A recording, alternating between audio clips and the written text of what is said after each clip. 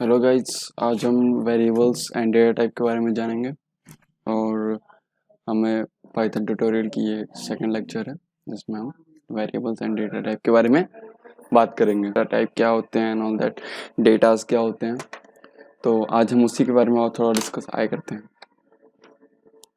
Okay, सो variables क्या होते हैं, सबसे पहले हमें ये सोचें। तो वेरिएबल्स होते हैं एक तरह के कंटेनर जो डेटा स्टोर करते हैं। Data As you learned, a data object is stored in a randomly chosen location in the computer's memory. This object is given a suitable identifier or name. Whenever you want to work with the stored object, you access it using the name. The name is assigned to an object using the assignment operator equals to. For example, age equals to 21. Here, age is an identifier referring to an integer 21. However, the same identifier can also be used to refer to another data object. For example, if we write age equals to Shikhar Dhawan, this will assign age to a string object. So, the object being referred by the name can change or vary, which is the reason it is called a variable. It is important to remember that a variable is the name given to an object and not to the memory location storing the object. Figure देख रहे होंगे, यहाँ पे data है और data हम इस variable नाम के कंटेनर में रख देते हैं। अब इस कंटेनर का कुछ नाम होता है जिसको हम इससे डिफाइन करते हैं, ठीक। और जब भी हमें ज़रूरत होती है तो हम इस कंटेनर से उस डेटा को टेक ऑफ करते हैं, यानी कि निकालते हैं, ठीक। अब हम किस तरह के डेटास वेरिएबल में स्टोर कर सकते हैं? तो पाइथन में हम वैसे तो अलग अलग प्रोग्रामिंग लैंग्वेज में अलग अलग टाइप के डेटा हम यूज़ करते हैं, लेकिन पाइथन में हम नंबर्स, स्ट्रिंग्स, लिस्ट, टपल और डिक्शनरी टाइप के डेटास स्टोर करते हैं, ठीक। ये डेटास हम वेरिएबल्स में स्टोर करते हैं और उससे फर्दर हम यूज़ करते हैं। अब हम पाइथन को अलग लैंग्वेज से डिफरेंशिएट करके देखते हैं कि कैसे इसमें वेरिएबल क्रिएट करते हैं हम। तो जैसे कि आप यहाँ देख सकते हैं कि जावास्क्रिप्ट में हमें var नहीं तो const ऐसे डिफाइन करना पड़ता है, ऐसे यूज़ करना पड़ता है कीवर्ड, और फिर उसके बाद वेरिएबल का नाम और फिर असाइनमेंट ऑपरेटर लगा के वैल्यूज़ हम लिखते हैं। और जावा में हम डेटा टाइप लिखते हैं पहले, जैसे कि वो क्या है, किस टाइप का हम डेटा लेने वाले हैं, जैसे कि क्या वो इंट है, क्या वो स्ट्रिंग है, क्या वो कैरेक्टर है। तो डेटा टाइप हम उसका नाम लिखते हैं, फिर उसके बाद हम वेरिएबल का नाम लिखते हैं और उसके बाद असाइनमेंट ऑपरेटर लगा के हम वैल्यू जो उसमें स्टोर कराना चाहते हैं। पीएचपी में भी हम डॉलर साइन यूज़ करते हैं, एक तरह का ये साइन कीवर्ड है। फिर उसके बाद हम वेरिएबल का नाम लिखते हैं और उसके बाद हम असाइनमेंट ऑपरेटर लगा के वैल्यूज उसमें डिफाइन करते हैं। सी प्रोग्रामिंग लैंग्वेज में भी डेटा टाइप का हम डिफाइन करते हैं, कौन सी डेटा टाइप को हम स्टोर कराने वाले हैं वेरिएबल में, उसके बाद वेरिएबल का नाम, फिर असाइनमेंट ऑपरेटर और वैल्यू। लेकिन पाइथन में ऐसा नहीं होता है। पाइथन में हम सिंपल वेरिएबल का नाम लिखते हैं और असाइनमेंट ऑपरेटर लगा के वैल्यूज उसमें लिख देते हैं। अगली चीज़ ये है कि हम थोड़ा प्रैक्टिकल करके देखते हैं कि कैसे हम इस वेरिएबल को और समझेंगे और क्या है, कैसी सारी सिनेरियो है। तो चलिए हम पहला क्वेश्चन सॉल्व करते हैं। Write a program in Python to take 2 number from user and show the sum of that number. तो चलिए हम एक प्रोग्राम बनाते हैं और इसमें यूजर से 2 वैल्यू लेंगे और उसका सम हम यूजर से हम एक वेरिएबल बनाएंगे जिसका नाम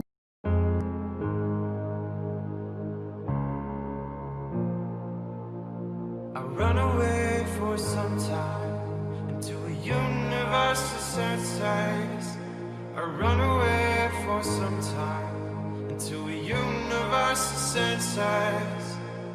Word is on my mind, yeah, there's a crowding on my senses. Can't to redefine, yeah, there's a crowding on my senses.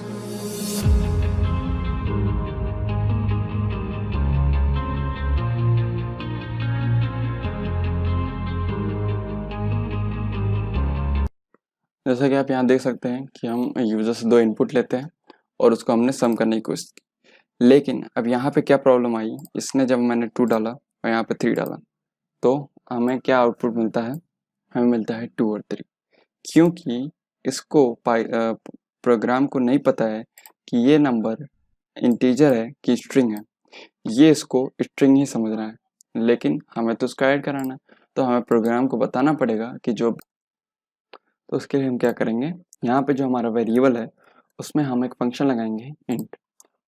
अब ये फंक्शन क्या करेगा, इस वेरिएबल को इंट में कन्वर्ट कर देगा, ठीक है। तो चलिए हम इसको इंट में कन्वर्ट करते हैं, यहाँ पर भी हम लगा देते हैं। अब जिससे ये दोनों, तो हम यहाँ पे नंबर अपना ऐड करते हैं और देखते हैं आंसर क्या आता है। जैसा कि आप देख सकते हैं यहाँ पर हमें आया सम ऑफ द नंबर, ठीक, इज 9। तो 4 + 5 9। तब यहाँ पे हुआ क्या, इसको हम समझते हैं। सबसे पहले एक कंटेनर था var1, फिर दूसरा कंटेनर आया var2। इसमें हमने नंबर डाले, एक में डाला 4 और एक में डाला 5, ठीक।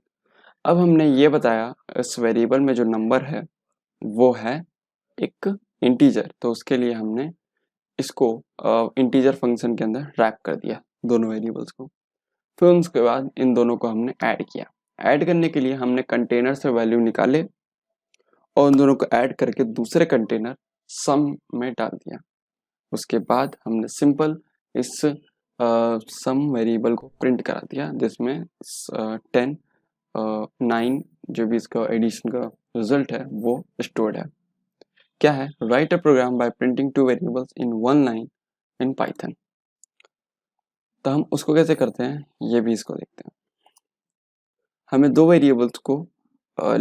वेरिएबल में हमें स्ट्रिंग लिखना है और उसको हमें एक लाइन में प्रिंट करना है। ये कैसे हम करते हैं, तो हम एक लेंगे var1 और उसमें हम लिखेंगे हेलो, और दूसरा हम वेरिएबल लेंगे उसमें हम लिखेंगे इंडिया। अब हम सिंपली इसको क्या करते हैं, var1 प्लस वो उसमें स्पेस और उसके बाद var2। अब हम सिंपल इसको रन कराएंगे तो हमें प्रिंट होगा हेलो इंडिया, जैसे कि आप यहाँ देख सकते हैं। लेकिन अगर मैं क्या करूँ, यहाँ पे इंडिया की जगह कोई एक नंबर लिख दूं, अगर मैं ऐसा करता हूँ तो हमें एक एरर शो होगा। इस एरर को भी समझना एक बहुत जरूरी चीज है। Can only concatenate str to str, not int.